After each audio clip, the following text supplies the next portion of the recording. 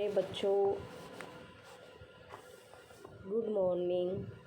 BA final year political science. I am Manju Kamboj, GCG रानिया।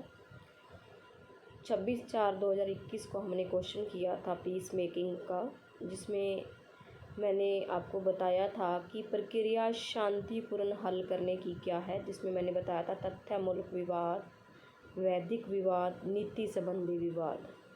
इसके अलावा मैंने बताया था कि शांति बनाने के लिए उपाय क्या हैं, जब विधियां क्या हैं। जिसमें फर्स्ट और मैंने बात करी थी वार्ता की, सत्य सेवा, मध्यस्थता की, सराधन की और वाद विवाद की।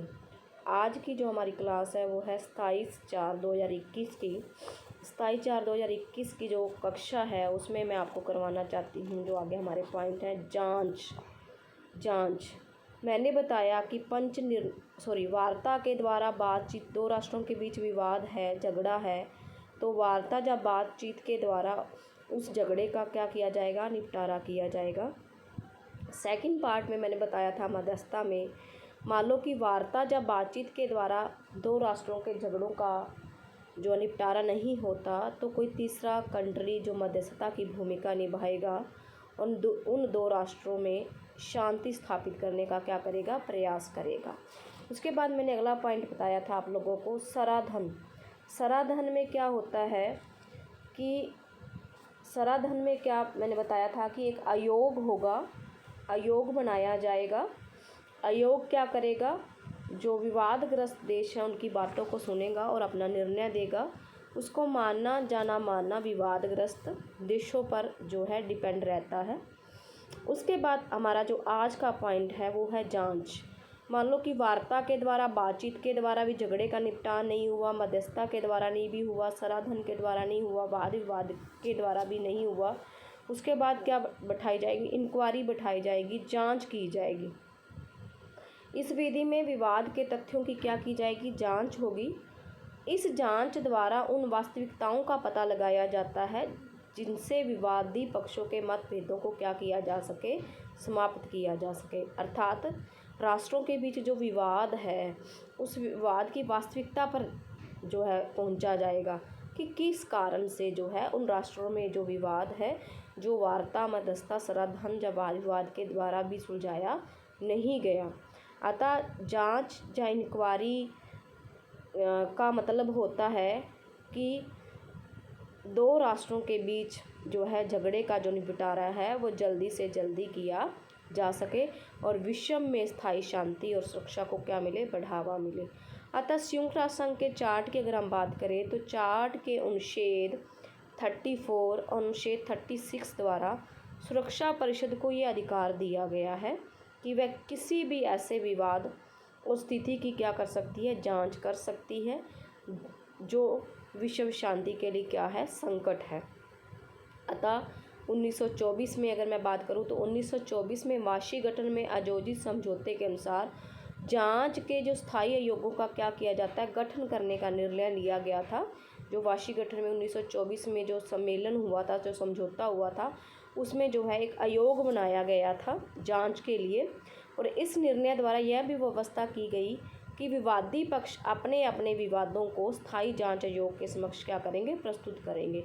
मान लो कि दो राष्ट्रों के बीच विवाद है, झगड़ा है, अगर उनका विवाद सुलझ नहीं रहा तो वो क्या करेंगे, जो 1924 में समझौते के द्वारा जांच आयोग बनाया गया था, उस आयोग को क्या करेंगे, अपनी रिपोर्ट, उनके सामने अपनी रिपोर्ट प्रस्तुत करेंगे।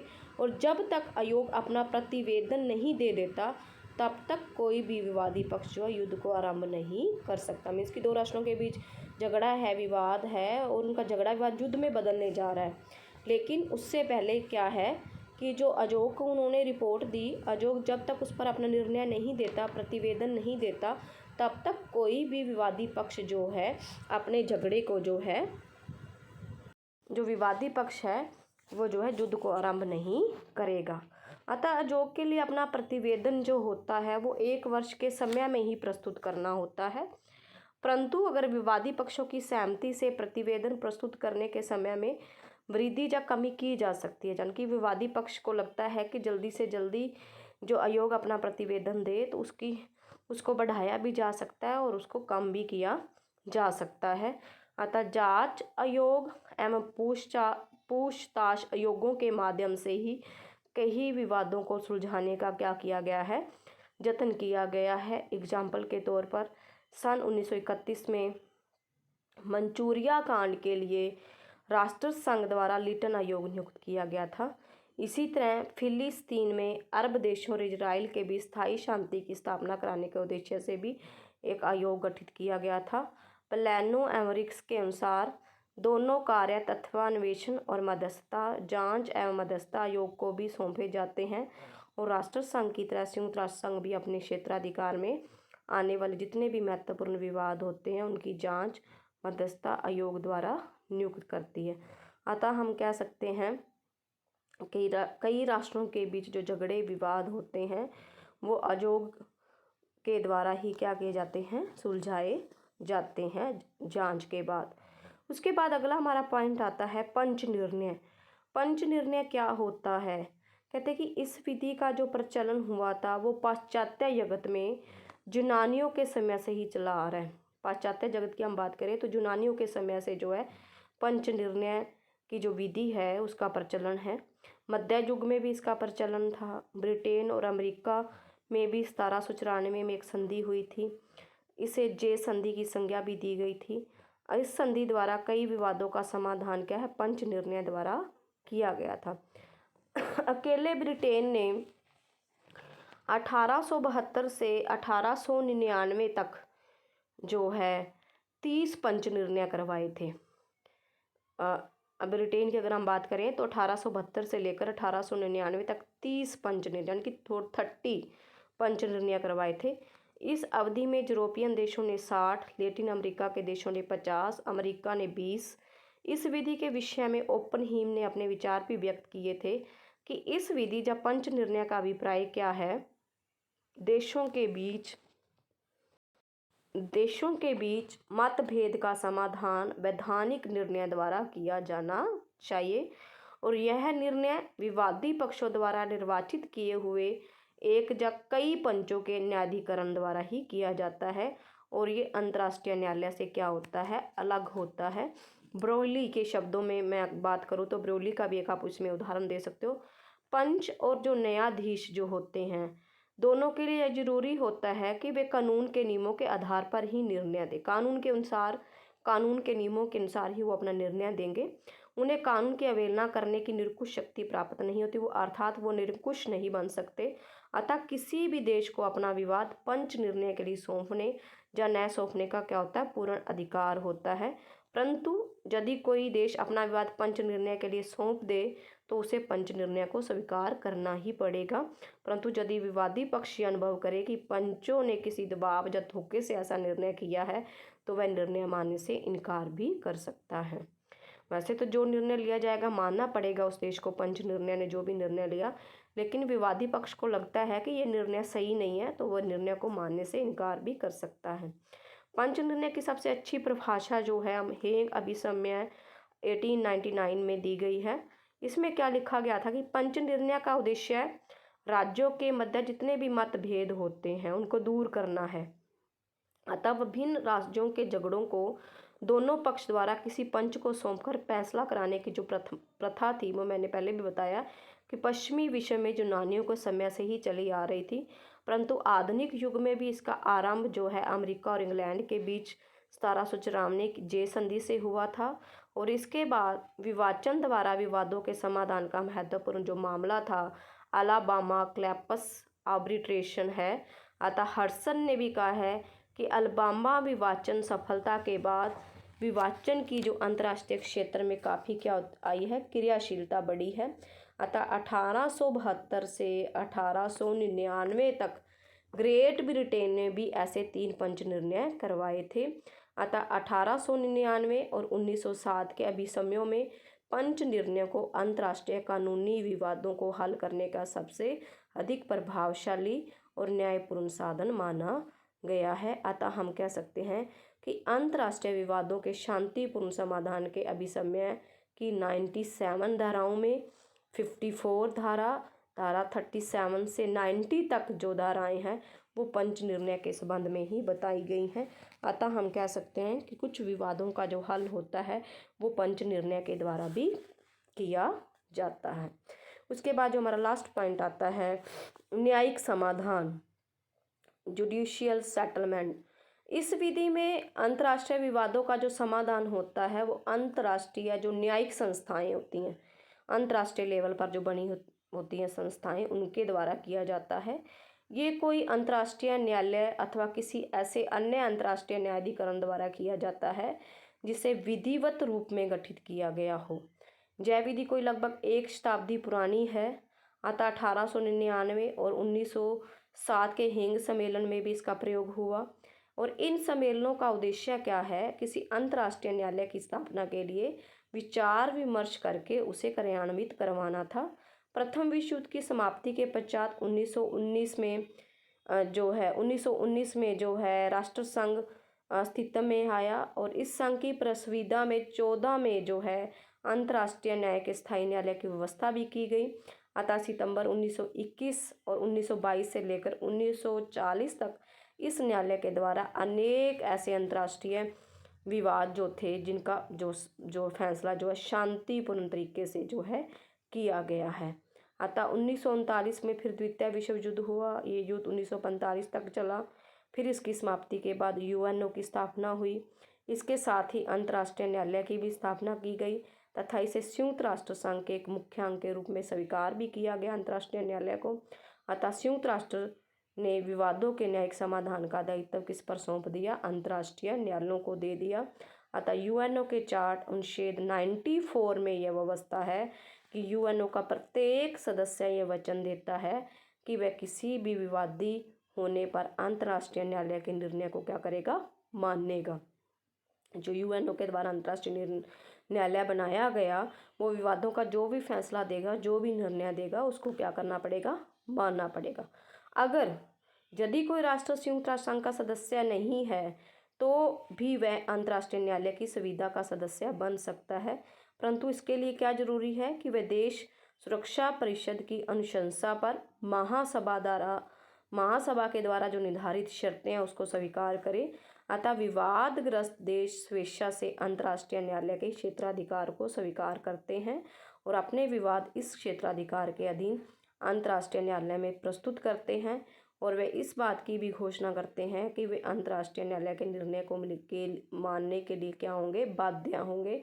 अतः यूएनओ के अनुच्छेद 94 की धारा 2 की अगर मैं बात करूं तो उसमें यह व्यवस्था है कि यदि कोई पक्ष न्यायालय के निर्णय के अंतर्गत दायित्वों का पालन नहीं करता तो दूसरा पक्ष सुरक्षा परिषद में पहुंचकर कर सकता है।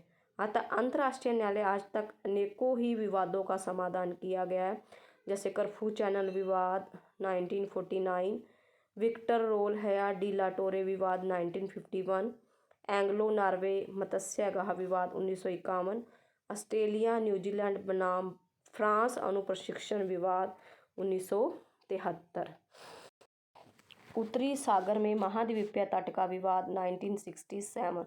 अतः हम कह सकते हैं कि अनेक ऐसे मामले हैं जिनका हल किनके द्वारा किया गया? अंतर्राष्ट्रीय न्यायालयों के द्वारा किया गया। उसके बाद कुछ मेरे जो पॉइंट हैं वो रह गए हैं, जिसमें मैं अगला जो पॉइंट मैं बात करूंगी इसमें मैंने मेंशन नहीं किया, अवरोधक राजन्याय।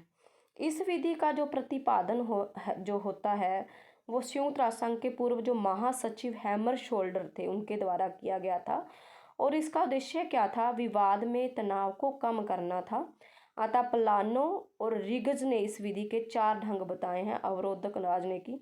निरीक्षण दल द्वारा युद्ध विराम क्षेत्रों का निरीक्षण करना, संयुक्त राष्ट्र संघ की सेना को युद्धरत पक्षों के मध्य स्थिर रखना, घरेलू व्यवस्था बनाए रखने के लिए यूएनओ की सेनाओं का सहयोग लेना और सांप्रदायिक गुटों पर नियंत्रण करने के लिए संयुक्त राष्ट्र संघ की सेनाओं का क्या करना? प्रयोग करना। इसके अलावा कुछ रीजनल ऑर्गेनाइजेशन भी बनाई गई, क्षेत्रीय संगठन भी बनाए गए, जिसमें हम अरब लीग की बात करेंगे, अमेरिकी राज्यों का संगठन बनाया गया, यूरोपीय आर्थिक समुदाय बनाए गए, आसियान बनाया गया, सार्क बनाया गया, एशिया प्रशांत आर्थिक सहयोग संघ अपेक बनाया गया, हिमलशेष बनाए गए। अतः अरब लीग की अगर मैं बात करूं तो अरब लीग की स्थापना 22 मार्च 1945 को हुई और इसका भी मुख्य उद्देश्य क्या था, विवादों का शांतिपूर्ण समाधान करना। इसमें लेबनान, सऊदी अरब, यूएई तथा मिस्र देश शामिल थे। इसी प्रकार अमेरिकी राज्यों का संगठन भी बनाया गया 1948 में। इस संगठन का मुख्य उद्देश्य भी क्या था, पश्चिमी गोलार्ध में सैनिक आक्रमण या शांति भंग होने पर सामूहिक कार्यवाही करना और सदस्य देशों के आपसी विवादों को हल करना था। America, Argentina, Brazil, Cuba, Canada और मैक्सिको आदि देश इसमें शामिल थे। इसी तरह यूरोपियन इकोनॉमिक कम्युनिटी बनाई गई। इसकी स्थापना भी यूरोपीय देशों ने की थी और इसका उद्देश्य भी क्या था, आर्थिक विकास करना था। इसी प्रकार से आसियान बनाया गया, दक्षिणी पूर्वी एशियाई राष्ट्रों की संस्था। इसकी स्थापना भी वियतनामी संकट, कंबोडिया संकट व इस क्षेत्र के देशों के पारस्परिक प्रयत्नों के विकास से बनाई गई। अगस्त 1967 में Indonesia, Philippines, Malaysia, Thailand, Singapore ने इसकी स्थापना करी थी और 1984 में ब्रुनई भी इसका सदस्य बना। 1995 में वियतनाम की अगर हम बात करें और 1997 में लाओस तथा म्यांमार की बात करें तो ये भी इसके सदस्य बने। आगे चलकर कंबोडिया भी इसका क्या बन गया, सदस्य बन गया। उसके बाद सार्क दक्षिण एशिया के 8 देशों का सहयोग संगठन है। इस संगठन की स्थापना भी 1985 में ढाका में की गई और सार्क में भारत, पाकिस्तान, बांग्लादेश, भूटान, मालदीव, नेपाल, श्रीलंका और अफगानिस्तान शामिल थे। और इस संगठन की स्थापना का भी मुख्य उद्देश्य क्या था, आर्थिक विकास को क्या देना था, बढ़ावा देना था। इसी तरह एशिया प्रशांत आर्थिक सहयोग संघ 1989 में, इसका उद्देश्य मुख्यालय जो है सिंगापुर में है। हिमलशेस, इस संगठन की स्थापना 1997 में की गई और हिंद महासागर के तटीय देशों को मिलाकर जो है इसकी स्थापना की गई थी। अंत में मैं कहूँगी कि संयुक्त राष्ट्र संघ का जो मुख्य उद्देश्य है और उसका जो दायित्व है वो क्या है, विश्व शांति और सुरक्षा को स्थिर रखना। और इस उद्देश्य की प्राप्ति के लिए यदि अंतर्राष्ट्रीय विवादों का शांतिपूर्ण साधनों द्वारा समाधान किया जाता रहा है, अतः संयुक्त राष्ट्र संघ के चार्ट का अध्याय इन साधनों का उल्लेख भी करता है। अतः जिनके द्वारा विवादों का क्या किया गया, शांतिपूर्ण ढंग से समाधान किया गया। इसमें महासभा, महासचिव, अंतर्राष्ट्रीय न्यायालय आदि के द्वारा शांतिपूर्ण ढंग से समाधान करने की इन्होंने महत्वपूर्ण भूमिका निभाई है। वार्ता के द्वारा, जांच के द्वारा, मध्यस्थता के द्वारा, समाधान के द्वारा, न्यायिक समाधान के द्वारा, पंच निर्णय आदि अनेक क्षेत्रीय संगठन आदि के सहयोग से, स्वेच्छा से, अन्य उपायों के द्वारा जो है झगड़ों को सुलझाने का क्या किया गया है, प्रयास किया गया है। अतः विख्यात विद्वान निकोलसन ने भी कहा है कि सुरक्षा परिषद का राजनय वहाँ से व्यक्त होना आरंभ होता है, यहाँ परंपरागत राजनयिक ढंग अपना लिए गए होते हैं। अतः हम कह सकते हैं कि जो यूएनओ संगठन बनाया गया है और यूएनओ के जो 2 अंग है, सुरक्षा परिषद और महासभा, उनका उद्देश्य यही है कि विश्व में शांति और सुरक्षा को क्या है बनाया रखा जा सके और युद्धों से जो है बचाया जा सके, ताकि तीसरा विश्व युद्ध ना हो। आज के लिए इतना ही, हमारा क्वेश्चन कंप्लीट हो जाता है पीस मेकिंग का। आगे जो हम नेक्स्ट चैप्टर करेंगे पीस इन्फोर्समेंट पे। धन्यवाद।